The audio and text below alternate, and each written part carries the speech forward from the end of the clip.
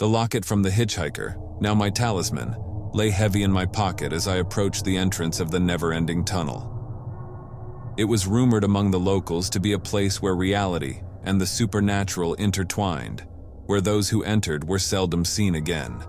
As the darkness enveloped my car, the air chilled, and I felt the familiar presence of the woman in white, her spectral touch a whisper against my skin, urging me forward.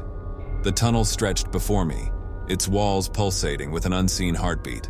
My headlights pierced the darkness, revealing fleeting glimpses of figures that seemed to materialize from the very rock, their faces twisted in eternal torment. A cold dread settled over me, the darkness tangible, pressing against the windows like the depths of the ocean. Then, the car's electronics flickered and died, plunging me into darkness. The engine sputtered and went silent, leaving me adrift in the suffocating black. Panic rose in my throat as I tried to restart the car, but it was as lifeless as the stone around me. I reached for the locket, its surface cold against my fingers. Whispered voices filled the car, echoes of those trapped within the tunnel's embrace.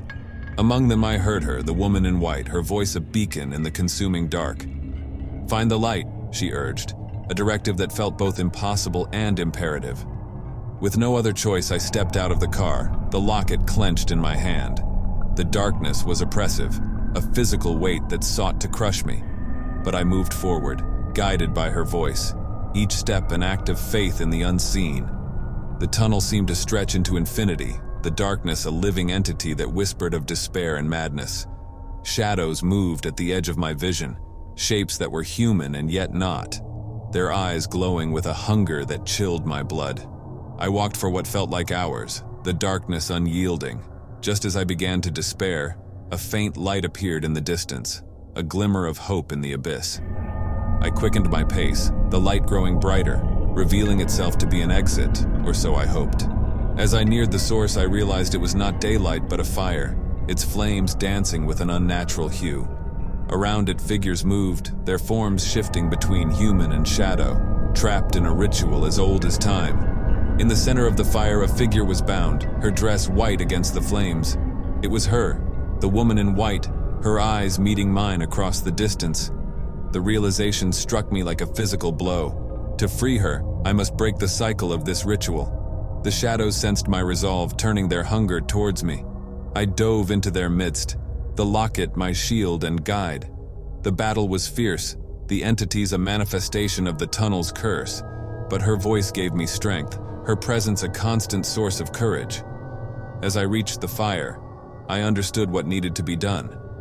The locket opened, revealing a hidden compartment with a sigil inside, the key to breaking the curse. With a shout, I threw the locket into the flames, the sigil igniting with a blinding light. The explosion of light banished the shadows, the tunnel shaking as if in the throes of death. When the light faded, I found myself outside, the dawn breaking on the horizon. The tunnel had collapsed, its entrance sealed as if it had never been. Exhausted but alive, I looked around, but she was gone, her presence a lingering warmth in the air. The woman in white remained a mystery, her freedom tied to my journey. With the tunnel collapsed and my car beyond use, I continued on foot, the sun rising before me. Each step on this new path brought me closer to her, deepening my resolve to unravel the depth of our connection and the destiny that awaited us both.